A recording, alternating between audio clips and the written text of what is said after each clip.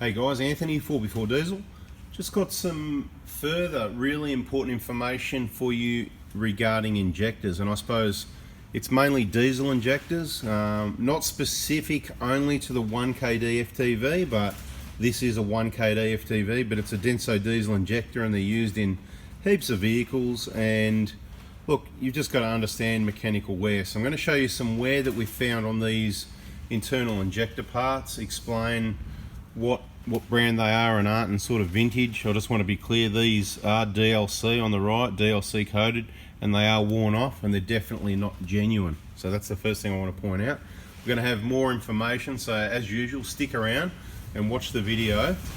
We've covered a lot of this stuff in other videos. Obviously the videos, we've been pumping them out, so it's always worth going back watching those. You can search the channel for the topics you're interested in, whether it's injectors or I don't know, brakes or whatever, and you just see what's out there. We've got suspension install videos. Some of the videos are locked down to private, obviously only in the VIP group. You know about that if you don't already. Well, there's a quick bit of detail there. There it is, 4x4 Diesel VIPs. Access available after purchase, and that's obviously the only thing. We're not a big part selling business. We've got 3 kits that we sell to help you so that you get all the components in one place at a value for money price, with videos on how to do it and the backup service that comes with it. It's a bit of a unique thing. That's obviously the water pump timing belt kit, the injector kit, which has got a whole heap of components. We're going to do another video on that because that's always changing, what's included and what the options are. So keep an eye out for that, what's included when buying the injector kit, or that sort of thing. But what I want to talk about in this one is, so just a couple of real basic things, and the key points I'd like to make are, it's really important to use only brand new genuine injectors and fresh stock. Now, there are people out there that import quantities of injectors and it takes a long time to sell because there's some old stock getting around. In recent times, they did make some changes to these injectors and they're a tighter fit, so bigger OD. See that wear mark? Every injector's got a wear mark on one side. So it's not on that side.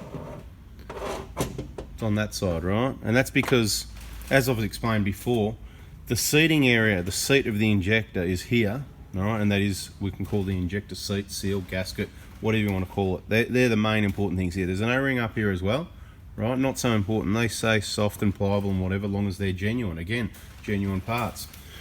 But that's the seating area, and it gets clamped down up here, which is probably, 150 mil away. I haven't measured it. I'm just taking a guesstimation, right? 150 mil, roughly. So what happens is, this is why it's important to use a torque wrench in the correct torque settings as well, because if you overdo it, you might think you're doing these seats a favour, and it may help. I'm not going to say whether it helps or not, but you're not doing your internals, the injector and the clearances between this command piston and the injector body any favours, because it does kind of banana and bend a little bit. So it's important to use the right torque setting. Now, the thing we noticed in recent times, I won't put an exact date on it because I can't remember exactly when it was, the injectors started fitting tighter. So when we investigated that, we couldn't get any official information, but from the regular fact that they were a tighter fit, the old injectors were quite sloppy. So if you're getting remanufactured or rebuilt injectors, you're not getting that tighter fit, if you know what I mean. Now, what sort of effect does that have? Well, let's start and have a look at what we've seen with the command piston out of this one, right? So we've seen this before, we've seen other examples.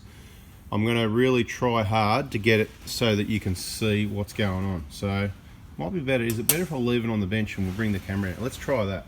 Let's try a bit of an adjustment here. Just give me a sec. And bring that down there. Let's do that first. We're a bit closer to things. Alright. Try and zoom it in a little bit. I mean, look, hopefully this works out, all right? So what I'm trying to point out is, now just picture that, right? You've got your seats, they're here, right? These little things. We'll get to those, bit of information on those as well. They're down the bottom. You clamp your injector down at the top so it bends, okay? It's pushing the side of this injector. Now remember that I don't know the exact clearances. I can't remember if it was one or, it's very tight fit, this command piston, into the body of the injector. You can feel the resistance when you put them in and out. You can feel a resistance there, almost like an interference fit. I think it's like, it's got to be quality, and it's like 1 or 2 microns. It might be 1 each side or something like that, not much. Point is, it doesn't really matter what it is. What matters is it's not much. And so if you bend the injector slightly, there's going to be more resistance there. It's not going to be working right from the start. So that's one really important thing I want to point out, and it's important to have that fresh stock. So if for a bigger fit, then they can't banana as much or the same. Do you know what I mean? Now it all varies. It varies from engine to engine because the tolerance of the ports in the head, obviously. So if they went and said, okay, let's make these injectors bigger to solve the problem, make them a tighter fit, they'd have to go and measure 1,000 ports in heads and probably go, so the smallest one is a really tight fit. So some injectors you put in are a really tight fit, and some you put in have got a little bit of looseness there. Well, that's how it is. You can't do any better than that. It's just good that if that's what they did, they improved them. I don't think it's coincidence that I noticed injectors all a lot tighter. I think it's they've done it on purpose, but we can't get any official information on that. So just to be clear, that's my theory, but I've done enough of these. I think I know that's what's going on. Could be wrong. They could have accidentally made it bigger. They could have, but I don't think so. And we've known about this problem for years because we see the wear mark on this command piston. There's like a V on them. And just imagine if you were to bend the injector, think about how the command piston, when it's moving up and down, what it's going to do. Now I can tell you, these may be designed to allow it to turn, but they don't turn. Obviously, in particular, this one has sat in one spot because, and all the ones we see with a V in them, and I've got a whole bucket full there that they've got this same sort of V, and I can't see how well you can see in the picture already, but just when I move it around a little bit, you might be picking it out. Right now, I'm going to go and get a little, need to get some little pointer. Hang on, I'll get one of my picks out.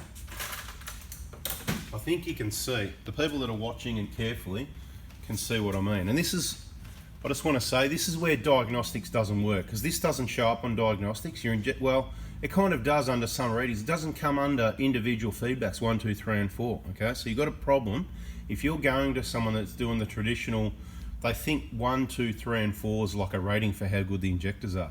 I don't care if they're all 0. Doesn't mean they're good and working right. Okay, this is where you've got to look at the whole picture. You've got to listen to what I'm saying. On a lot of vehicles, when injectors are trashed like this and not working right, blowing smoke, noisy, diagnostic looks good. So diagnostic is a check. If it says they're okay, they may be okay. It's not guaranteed.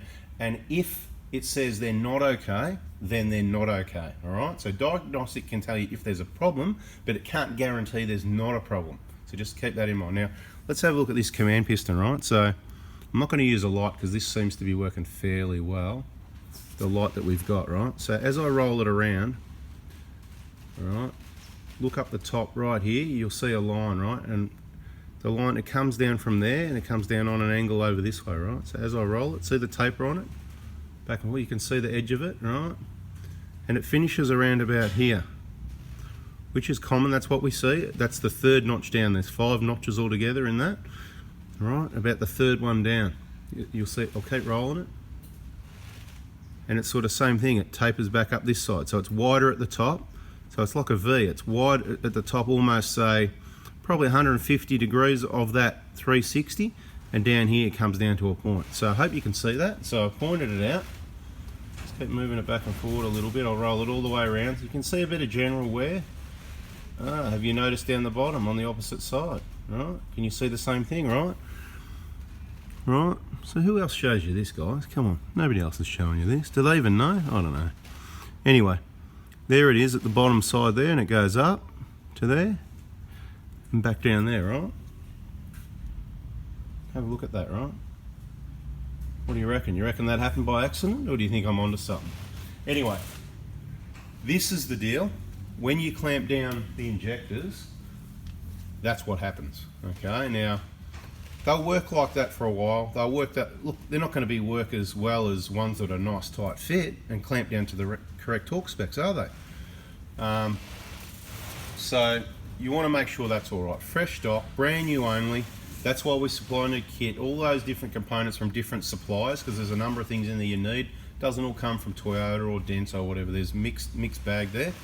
But definitely brand new, genuine OEM parts where that part matters. So the Toyota genuine parts are included in there, some Denso parts included, and there's other brands of other components. Now, this is another brand of injector. So, you know, let's just touch on the DLC. So the DLC coating, and if you want to know more, go watch the other videos because we've sort of already talked about it there. I just want to say briefly, the DLC coating it's a lot harder and it's got less friction. So either way, it works better for longer. Whether you've got this issue or not, it works better for longer. Now, depending on the quality of the finish inside the injector body, so we'll just come back a little bit for a minute.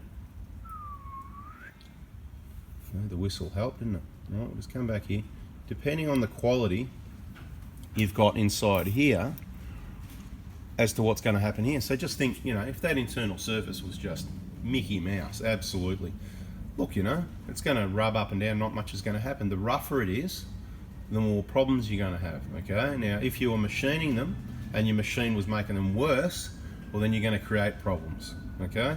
If you're machining them, making them better, well, then you're improving it, aren't you? So that's good, you know, that's what you'd call blueprinting, when you're improving it. But if you thought you were blueprinting and you weren't doing a good job, you're using old equipment and your techniques weren't right yet because you're kind of like a bit of a guinea pig, we're trying this out, that's where you're going to create problems. Now, with these ones, they are DLC coded, and you can see it's not limited to these ones. Here's two for examples. We've got a couple of examples of twos and whatever. You can see the DLC coating's worn off. Now, for the same reasons, similar reasons, right? I won't say same. For similar reasons, right? Using old injector bodies, you're going to get that banana effect. That's the first problem. If you've done something on the internals of these injectors that's made it rougher, that's going to make the problem worse. So what do you got there? You can see it, that coating's just worn right off. And I just want to put it out there that I've never ever seen any damage on a DLC coated command piston on a genuine injector, even up to 300,000 Ks. So the genuine DLC built injectors, untouched and fitted correctly, are absolutely awesome in my opinion. These things, not so good. Now, obviously these could be improved, could have been improved, whatever. Just trying to point out what happens with the injectors when they get bent. So you want to avoid those situations by having, so the key things are genuine parts, right? And you've got a number of different brands, Chinese copies, Reman and whatever. You can use whatever you want, right? Yeah, if you think they're okay, go ahead. I'm not here to argue about it. I'm just pointing out what we see, trying to show you the facts. One thing that I assure you, genuine parts works for us, okay? New genuine parts, we don't see any of these sort of issues. Fresh stock, tighter fit, happy days. So, you've seen the wear. So the importance here, genuine parts, fresh stock, using correct torque setting. What is that? Well, we've got that in other videos, I'm sure, but I'll tell you, it's 22 Newton meters is what we use on the clamps here. There's a bolt that holds it down. The clamp sits here, 22 Newton meters. Not 25, not 30, not 28, not 19. 22 works. I'd probably say, you know, give or take one, thereabouts, right? Now, there's other important factors. Now that we're going to sort of probably move on from the injector. This is not the only part of the injectors that wear. This is one that I wanted to show you that I suppose a lot of people don't understand or talk about. So here's your education for everyone, workshops, DIYs, anyone that wants to know about their vehicle. And like I said, it's not limited to 1KDs. This is going to be a similar situation. It doesn't matter if it's a, you know, 1VD. Same injectors basically, I'll say same, not the same. Same injector, same clamp, same system, same play, same bend, same wear, right? Now, let's just touch on that quickly. Why would there be maybe less V8s that have got cracked pistons? Well, they've got twice as many cylinders. We've also touched in other videos talking about the big full drive. It's like a brick and it's got a little 4-cylinder in it. You're just working the engine, something's got to give, okay? So it's not really a problem with anything. There's problems like this that are going to increase your risk. You need things working correctly. It's a fact. Toyota know, they've documented, we've showed that in other videos. Wrong combustion caused by injectors not working right causes cracked pistons. So you want to keep your gear fresh. Okay, so there's other wearing parts in the injector. This is not the only ones. The other ones, it's really hard to see the wear, and I don't know how to put a camera under a microscope or anything like that, so I'm sure there's ways, but that's not me. Our recommendation for injectors as a guide is 7 years or 170,000 Ks, right? Replace them, not cleaning. You can't clean mechanical wear, you can't clean that. I hope you understand that. Everything's clean when these come apart, they're clean, okay? The only part that might be a little bit dirty is, you know, the nozzle, the carbon build up here. There's, you know, 8 tiny little holes there that spray fuel out. But I'd suggest that with that regular use and pressure it's going to be kept clear. If you want to use intake cleaners in your engine, an intake system to clean that, I'm all with that, as long as you haven't got it caked up. It's not going to clean your intake and your EJAR, that sort of area. That's got to be physically clean. But if you've got that clean, or you've got a system in place that keeps it clean, and you want to run different sorts of, you know, whether it's, as I mentioned years ago, that liquid moly spray, or whether you want to pay someone exorbitant prices to connect up a machine and do this, whatever you want to do, I don't think it's going to hurt if your intake's already clean. Don't try and clean it out with machines and things, you know. It needs to be physically cleaned out. So moving on from the injector side of it, let's talk about these seats a little bit. Now the ones on the right, these two are genuine seats, and they've had a bit of testing done on them. Those two on the right, genuine. Okay, so let's be clear here. Non-genuine on the right there. Let's put these non-genuine seats on the right also, and these are your genuine ones, right?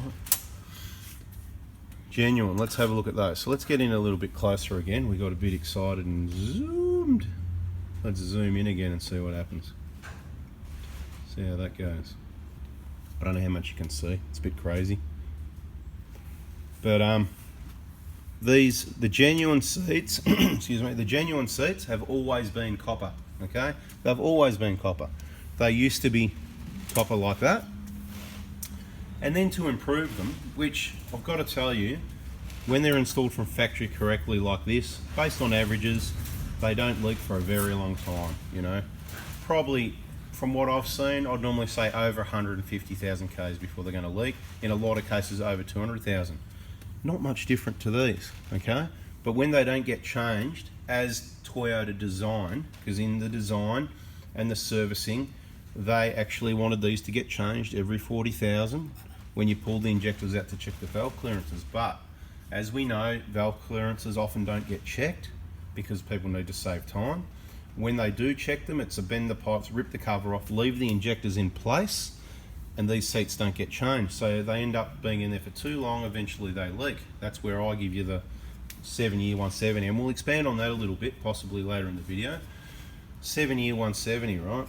And that's a guide. Now, with these seats, generally, so they put a coating over them, so it looks like they look like alloy now. When they're new, you're going to go, oh yeah, you know, it looks like, you know, I thought they were alloy or something like that. You know, when you haven't got any wear on them, I'll try and pick one that hasn't got much wear on it. There you go. It's got a little bit, you know. These ones have probably been in for 150, 200, and that's why you can see that starting to erode away in the middle. What happens, because copper's soft and flexible and pliable, and it allows the seal to happen, you know, it squashes down with that 22 Newton meters. But the problem is, because it's soft, it does slowly erode away. Now, it's perfectly durable long enough if everything's done correctly. We're still going to talk about the important things about injector installation, what you need to do. There's a whole heap of things, and we've got that in our videos in the VIP group, but we're slowly going to, you know, give you some little tips and tricks out here as well. So they slowly erode away. They need to be replaced at some point. Now, we know that valve clearances generally don't go out of specifications on the 1KD, so now we're talking specific 1KD. On the 1KDs, generally the valve clearances don't go out. When I say general, I'm going to say that because there's going to be one in 1,000 or 1 in 5,000 or whatever it is. We found one at only 140,000 Ks that had a catch can on it and no plate, and you know our theory, the abrasive soot, you know, the dry abrasive soot, the catch can was there, it was working, sucking the oil out, restricting the PCV a lot because the engine was quite dirty even with regular oil changes. And it had a valve clearance on an inlet of 0.05 of a millimetre. That's 1/4 of the minimum. So they do need to be checked. I wouldn't suggest worrying about it or checking them every 40. My suggestion is, and it's up to you, it's your call.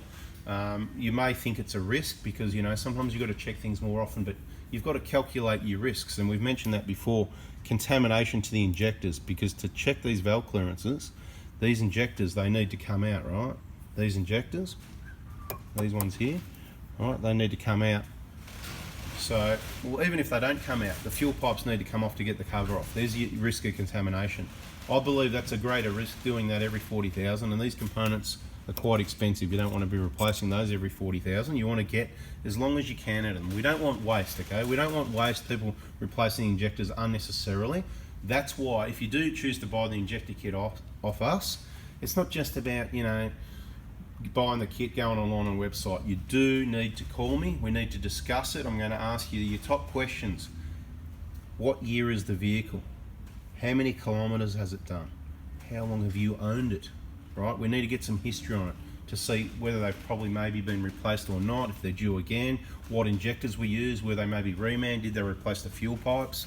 There's a whole heap of things. So we need to talk about it to discuss exactly what your vehicle needs and why. We just want to do things properly. That's how we do it. So if you like a website and you don't want to talk to anyone, then go and click on there and do that. That's not what we're about. We haven't got a website. We're not here just to sell parts. We don't sell oil filters and, you know, air filters and small things and parts and, you know, filter kits. You can get that elsewhere. The only things we sell you is the injector kit, the Prado front wheel bearing kit ready to go, and the time about water pump kit. Because obviously, yeah, we need to pay the bills a little. We needed some money to pay the bills, but they're the kits where it's hard to source all the separate components, right? It's a unique thing and all pressed together, ready to go with genuine parts at the right price, okay? So they're the three things we do, just to let you know that. Not to be, you know, anyway. So the seats, genuine's the go. They look like aluminium now, but they're copper. How long do they last? We've said that in other videos. We're not going to say too long. The 7-year 170s, it's more of a, it's a guide, you know, it varies. The older ones, they don't last as long. They should be done already. So I'll say it again, if you've got an 0, 5, 6, 7, 8, 9, 10, probably 11 now, that's all up to everything up until 9 years old, right? That's 9 years old or longer is what I'm trying to say. They should all be done. Anyway, now this is the problem with the aftermarket. Some of the aftermarket suppliers, sorry about that, pretty windy day today. This material here is brass, and we've mentioned it before. Brass is intrinsically harder than copper, okay? Naturally, you know, it's rock hard. So, and that's what's happened here with one of these. We've put it in the vise. You can see, just lightly in the vise, you can see the teeth marks, right? And when we fold it down, you can see that it's obviously copper, right? Like its friend next to it, all the same, just with the coating. Now these brass ones, they come with a shiny silver finish, not quite like this, we haven't seen yet, and they also come with a copper looking finish, so they can look like this because they've got a copper coating over the brass. Can you believe that? It's just crazy. Brass is cheaper than copper, so what do? You go and make it out of brass and you trick everyone and make it look like copper. I don't know where these things are coming from. I think they're coming somewhere out of Italy or whatever. I don't know what these suppliers are doing, but people just need to leave things probably their original colour. I suppose Toyota's got a plan when they did this, right? So if you're going to do copper, it's got to be, but if there's a coating over the top that makes it last more durable, absolutely. So just watch it. You don't want to use brass. What happens with brass, you can see here, let's get in a little bit closer again. You can see, this isn't probably the best example. We've got a whole heap there. I could have dug some more out, but see how wide the seating area is there, and it's not at this side. So it's kind of a good example to show you what happens on averages, but it gets worse than that. Some injectors clamped at 22 Newton meters, that seating area will just come around approximately halfway. Therefore, you haven't got a seal whatsoever at this side. And what happens when you have that? This is the situation you end up with, and it's not sealed, and it does blow through there. So that's another brass one, okay? And what it does, the good thing about brass is it's not going to erode away like copper does in the center here. In this center here isn't going to be like, well, this one's pretty good actually. This one's more eroded away on the inside. This one's pretty good.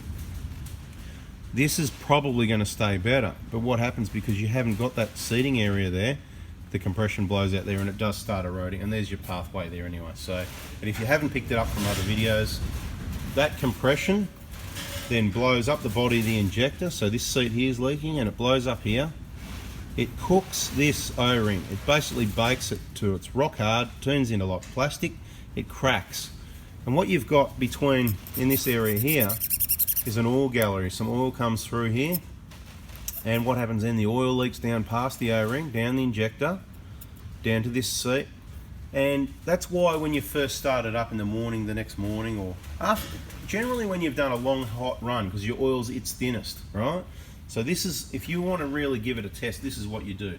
You go on a long hot highway run when your oil's nice and thin, then you park the vehicle. Generally they say nose down, whatever, okay? A little bit nose down, and then when you start it, let it sit for a few hours or overnight, the next morning when you start it, because that oil is going to have dripped down onto the piston, a couple of drips, whatever, or more, depending how bad it is. Obviously it could be dangerous if there was too much pouring in there. You know, hydraulic, you know, the engine, hydraulic, you can't compress oil and water and fluids, you can only compress air. Okay, and the diesel's already kind of to the maximum. There's no room for any other fluids in there. So you start it up. If it's really bad, it's going to sort of make some rattles and knocks and carry on, and it's going to blow a puff of what people seem to call white smoke, but it might be white because the injector's leaking as well, because they're so old and flogged and they haven't been changed, right? Like a set of tyres with steel belts hanging out, it's going to go up the road instead of smooth and quiet, right? These things, they're wear and tear, they've got to be changed. So if it's not too bad, you might just get a puff of blue smoke, not too bad, and then it'll clear up. Now, if you get this smoke, it doesn't mean 100% you've got blow by, okay? If you've got a lot of smoke, you probably have. You could have a stuffed engine, okay? There's other reasons, and lack of maintenance and not sealed intakes and that, and dusted things that can cause damage to the engine. You could have a crack in your piston and a bit of oil's getting through as well, right? So there's a number of things that it could be, but all those are very rare. This is the common one. And when I say common, it's not a big problem. It's only a big problem for people that aren't in the know about using the right parts, the right torque specs, and the right procedures. That's the other important thing. Procedure, cleanliness. So we'll get to that. Actually, we'll just touch on it quickly. Should I do that yet? No, see, like I said, my videos, they're not scripted. I don't plan it, I just go for it, okay? It's all up here in the ECU, up here, above the neck, somewhere in there. So I've got to get it out to you before I forget. And then when I forget, I can go back to the videos and, oh yeah, that's right. So oil leaking down there. Let's take it to the next step. So what happens then? So we've got all this oil in this area. It's all carbonising up, turning into crusty bits of carbon, and that gets really messy. But remember the compression that's here. So that's kind of like engines running, bubbling it up, and it sort of pushes it back up to the oil gallery, right? And then we've got oil flowing, remember? Well, hopefully we've still got oil flowing. And then that all that oil makes it back to the sump. And back in the sump's where your oil pickup is, and it goes to pick up oil, but it picks up bits of carbon and it blocks up that little mesh screen. And then you're getting starved of oil, which is another contributor to cracked pistons, okay? Bad oil, blocked oil, bad oil flow, damage is happening. Even if you haven't got a cracked piston yet, or you haven't got a fully blocked oil pickup yet, unfortunately some damage is happening, and it's obviously at varying levels. So you want to just make sure, you don't just check your oil pickup and wait till it gets blocked and then do this job. That's a bit late, you know, that's what I just try to point out. Same with injectors. You don't want to wait till it starts getting real noisy, smoky. Prevention is the key. Prevention, keep it running clean, efficient. So that pretty well covers your seats, what's going to happen with those, doesn't it? So we're covering everything here in one video, so this is really good. You've seen the wear on the command pistons. There's other wearing parts in the injectors. We've covered that diagnostics alone doesn't cover it. I recommend replacing injectors based on averages, okay? 7 years, okay, 7 years. Now, that might go a little bit longer if you've got a later model that's got full DLC injectors, okay? It might even go longer in kilometres is the main thing, because you've done high Ks, highway Ks. Certainly, you might even get 200,000 or 300,000 Ks, and these will last longer just the same, because they've stayed at a consistent temperature, okay? Now, there's no guarantees. If you book in with me to do the injector job, I guarantee these seats won't leak for at least 120,000 Ks. Forever. 120,000 Ks is the guarantee. Lifetime. 120,000 by time, lifetime, right? 120K or forever. So that's how confident I am in that product.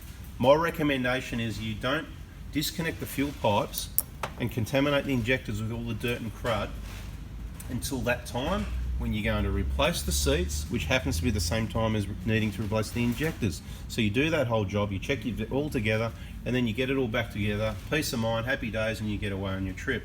Now, that covers injectors, it covers the seats, procedures. Okay, so let's just touch on cleanliness, okay? Now, I want to give you a couple of examples. This is just we've got an old file here with heaps of photos and stuff like that, but see the ones in the picture now at the top will say, that's kind of like when something comes out clean the way it should be, you know, from factory, you know, clean. Look at that seating area, it's just beautiful. You can see it's starting to erode away down in the middle, at that middle part there, and that one there as well, right?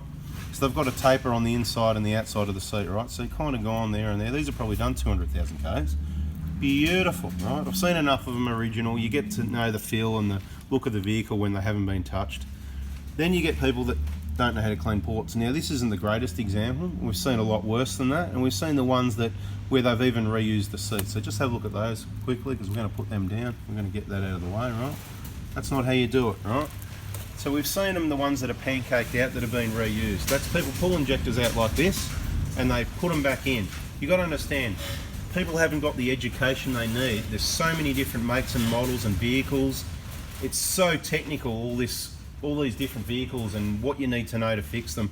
And people aren't getting paid the money to keep decent people in the trade, unfortunately. And that's why I've got to help you guys, either getting people in the trade educated, or DIYs to do your own. There's just not enough repairers out there. That you can go somewhere for an oil change your tyres, some brakes, maybe, you know, hopefully only small things can go wrong there. Forgetting the sump plug, is that small?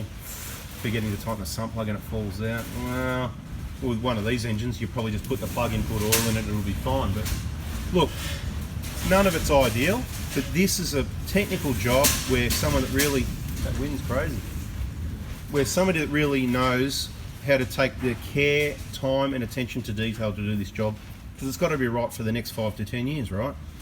So 120,000 K guarantee. They're probably going to last, as I've said in other videos, that on averages, look, the lowest we've seen them leak, I've said before, 140 is rare, 160, 180, very rare around those, so usually over 200,000 Ks when it's done right. And when I say done right, I'll say from factory, and we do it as per factory specification. So whether we do it or factory or the other repairers we recommend, okay?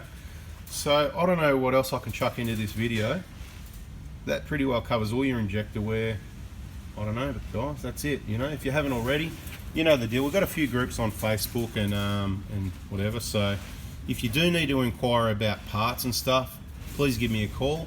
Monday is the best day. I'm trying to keep Mondays reserved for parts day. I only work school days, school hours. I suppose that's another important part. School days and school hours.